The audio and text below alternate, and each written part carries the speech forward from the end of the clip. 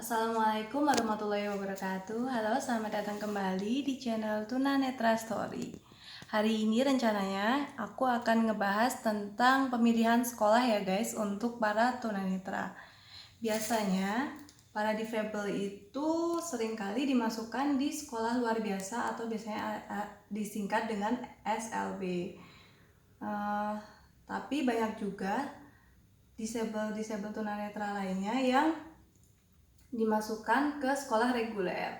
Kalau aku secara pribadi mulai dari sekolah TK, SD, SMP, SMA sampai kuliah itu aku di sekolah reguler, sekolah biasa, bukan di sekolah SLB.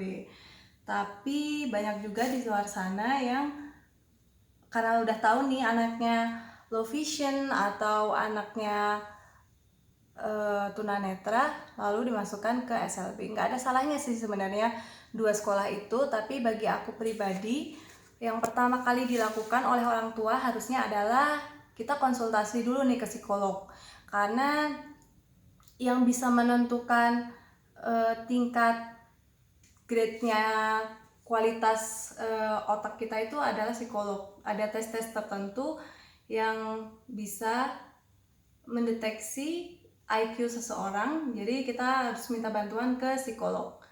Kalau saran aku pertama kali yang harus dilakukan oleh orang tua adalah itu. Lalu ada pendampingan juga ya dari psikolog, karena biasanya kalau anak-anak yang di reguler nih, yang dimasuk anak-anak tunanetra yang dimasukin ke sekolah reguler, biasanya dia itu akan menerima bulian, cacian, makian dari teman-teman sebayanya biasanya. Aku pribadi bulian itu aku rasakan mulai dari sekolah TK, SD, SMP, tentunya di setiap jenjang itu ada bulian itu. Ya biasalah dikatain kamu buta, kamu juling.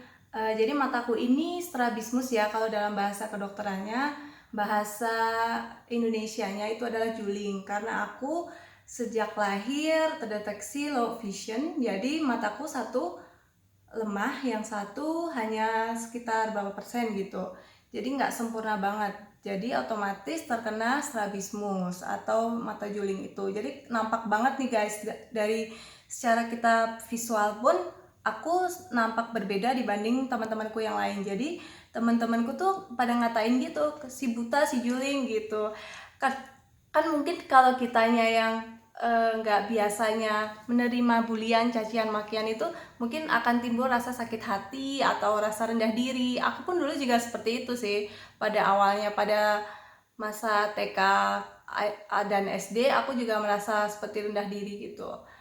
Tapi kemudian ada satu eksiden, jadi aku itu melawan bulian, cacian, makian dari teman-teman aku itu. Aku pernah mukul temanku satu sekolah, satu SD, waktu itu kelas 2 SD.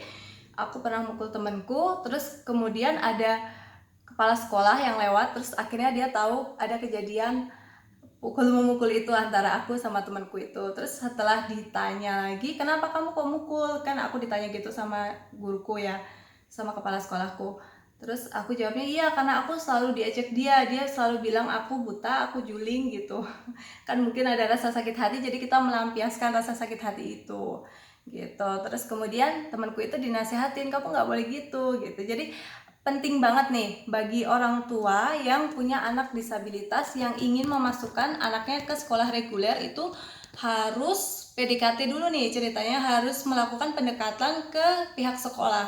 Jadi biasanya ke guru, ke kepala sekolah, atau ya pihak-pihak yang terkait, supaya ada perhatian khusus dari mereka ke anak yang akan anak didik yang disable itu. Biasanya seperti itu. Kalau pengalaman pribadiku seperti itu.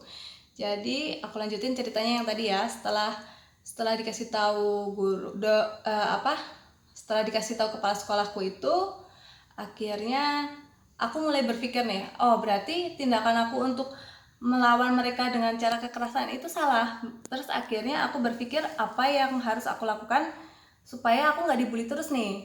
Terus akhirnya kelas 2 SD itu aku mencoba dengan meningkatkan kualitas prestasiku di sekolah. Jadi awalnya aku nggak pernah ranking, terus ini akhirnya kelas 2 itu aku masuk 10 besar, meningkat terus sampai ke SMA aku masuk dalam peringkat 3 besar. Jadi aku waktu SMA kelas 3 itu ranking 2. Jadi gitu, cara kita untuk membuktikan ke orang lain bahwa kita mampu, bahwa kita bisa adalah prestasi menurut aku salah satunya ya. Karena tanpa prestasi itu kita tetap dianggap rendah. Kamu tuh, ya kamu sih buta sih, ngapain kamu sekolah sama kita, kan gitu ya kesannya.